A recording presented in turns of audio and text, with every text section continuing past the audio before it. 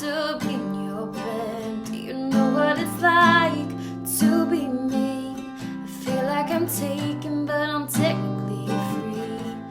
But you want it so bad, so you just keep on telling lies.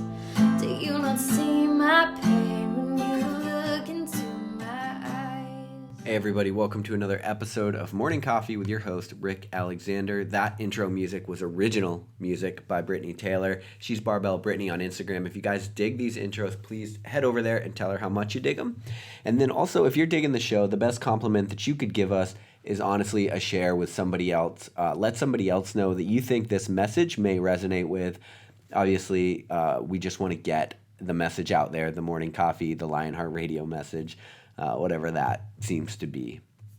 All right, so today I wanted to talk to you about how much you're paying to settle. And I'm going to base this one off of an article that I wrote a while back, which from time to time I will do because I've had some good ideas that are lost in the ether in some of these older essays and articles. And so I think I'm going to resurrect them with this show.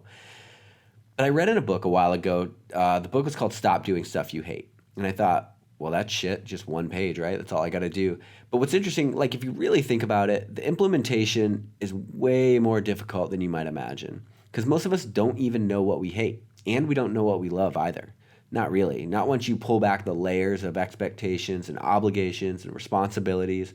And those could be deep because they're formed over the course of years.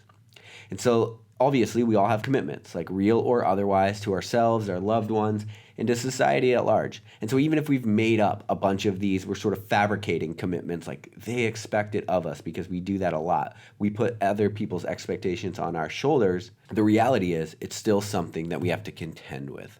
So over the course of our lives, there have been an incomprehensible number of experiences that have happened to us and that we have witnessed. Each one has played a role underneath the exterior of our psyche, and it's influenced us in ways we can't always recognize. And I talked about that on an earlier morning coffee too. I talked about this idea that we sort of are told how to be in the world, then we act in the world, and then we sort of bounce those two ideas together to figure out what we actually believe. And so, once these ideas are planted, they tend to act like a puppet master. If we're not aware of them, they'll pull the strings and direct our actions, and ultimately they just sort of form our character, our personality. And scars can come in many forms. Interactions we've brushed off that our subconscious recognizes as trauma, lessons we were taught that our subconscious recognized as dogma, and then all of the rules we've been lectured on about who to be, what to do, and how to live. But the chances are that you, just like me, get caught up in this should mentality.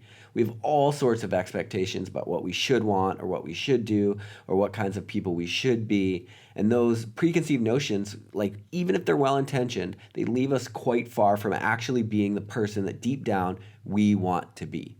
And I talk about this idea quite a bit on Lionheart Radio these days, well, mainly because it sort of hijacked the main theme of my book, but also because I really think that some of the problems today with people figuring out what they want to do is they're trying to wade through all of the shoulds. Because I'm betting that if you were given a magic wand and a single wave would render your entire life perfectly as you'd want it, you would find that you're not currently living that dream life.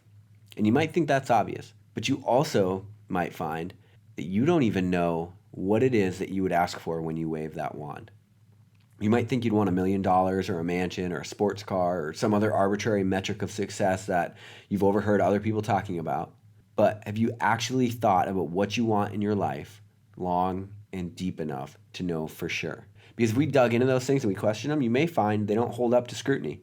Why do you want those things? And what do they really mean to you? What do they represent? Or what do they represent to you that makes you feel like you need them? What else do you want? What are your relationships like with this magic wand? What's your schedule like? Who are your friends? What are they like? There are arguably many different ways to go about getting your dream life, waving that wand, so to speak, but all of them are basically useless if you don't know what that life looks like in the first place. And as a quick side note, one thing that may be worth it here is the perfect day formula, which is essentially this idea where you sit down and you run your entire day from start to finish. What are you doing? Who are you with? What are your activities? And really break it down from time to time. Where do you live in the world? A lot of times we can start with that perfect day formula, because if we try to think about what is it that we want to do in the world overall, can be pretty overwhelming. But if we start figuring out, okay, but I know that I love to start my day off with coffee and reading or coffee and conversation, basically you can figure out what your perfect day is, expand that out to your life, and then you can figure out different careers and different goals and different things that actually fit into that perfect day formula, into that perfect life formula. So given the chance to comment on what most people would do on limited money and resources, they like to say they'd like retire to an island. But I don't know, it was Jordan Peterson, I believe, on Joe Rogan, but he's like, that's not a life plan. That's a damn postcard. Even the least motivated among us would be pretty bored after a month of that. And it's true. After 3 months, anyone would be completely miserable. And that's because we have a propensity to let material issues run our thought process. But what would your soul need? What would you need in order to wake up every single day and feel like you're living a life that is worth all of the struggle that you're putting into it?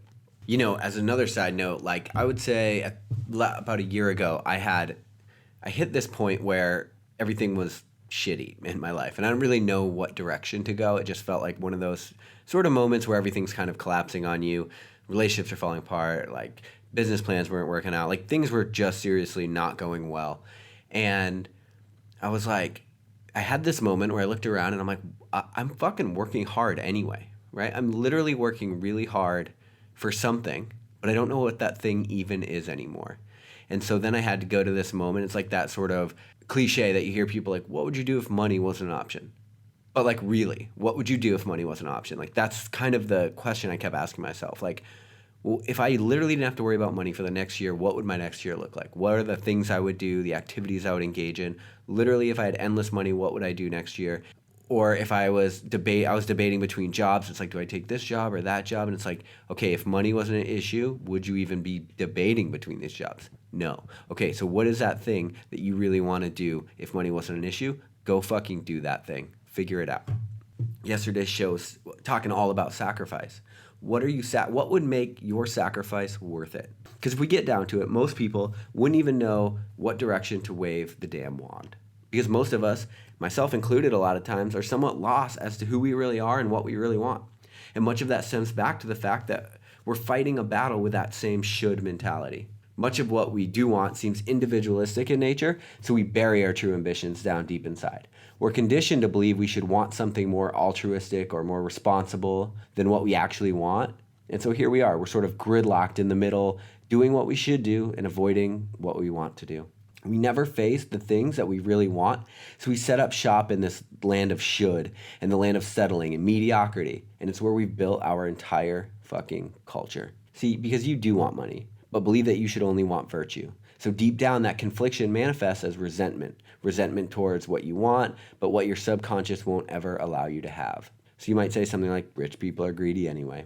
You do want to look good naked, but that sounds vain. And so you should strive for health and self-love, so you relent, and that manifests as baggy clothes, hiding a body you'd rather not show off, and ambitions you hope to keep hidden as well, so that they don't earn you a label like conceited.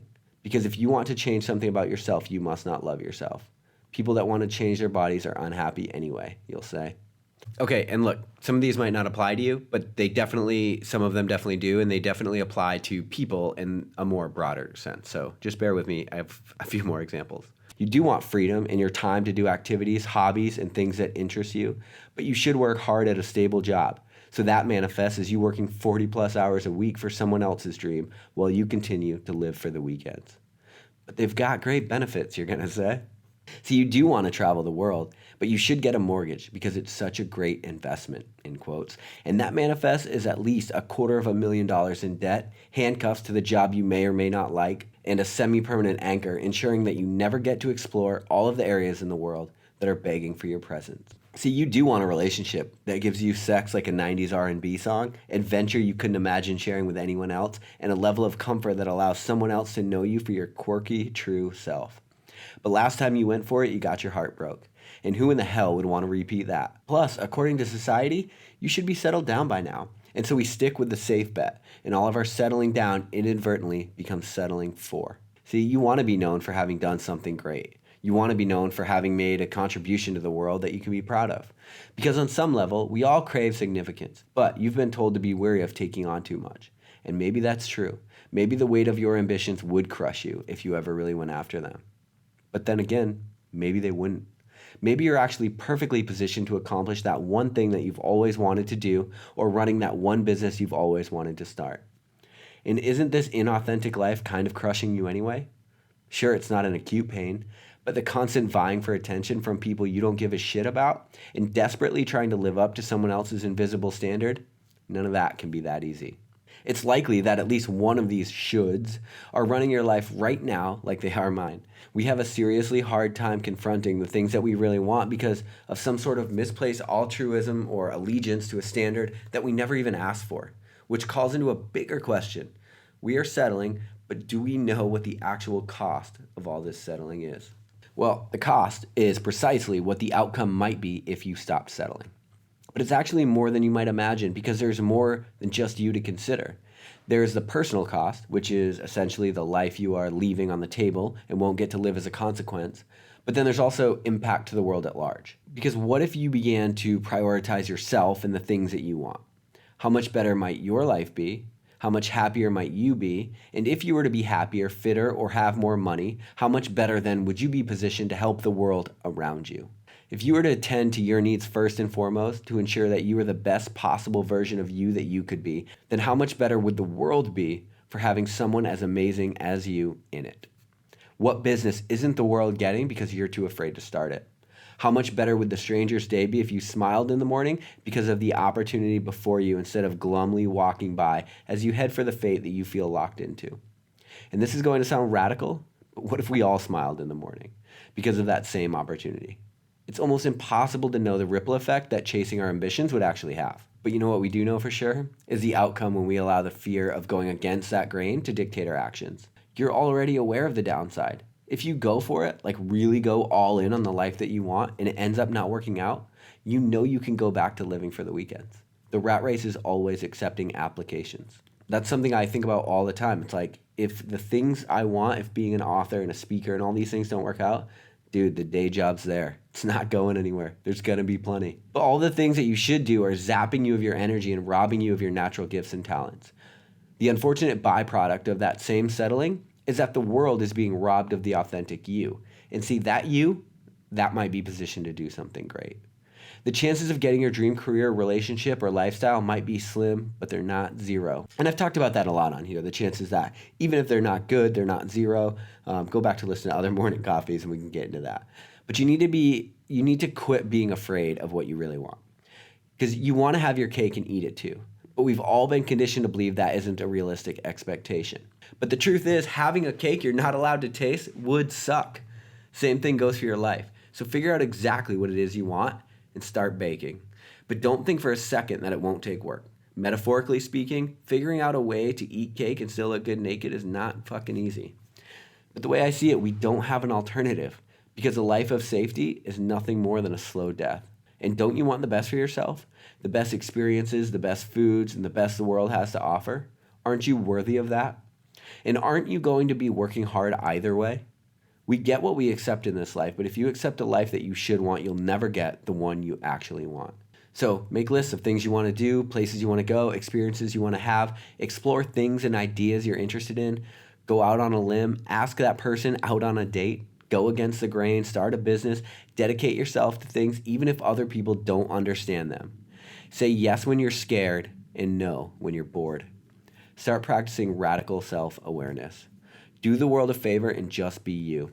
Unabridged, raw, original you. In a world full of half-hearted replicas, we could use more authentic humans. You might not create the next Apple or Google, but honestly, even waking up in the morning with the hope that you might is about 100 times better than punching the clock day in and day out, laying bricks for a building you don't even want to live in.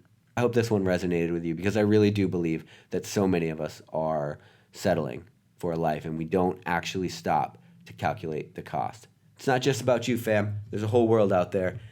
Get busy affecting it. I'll talk to you guys later on Morning Coffee.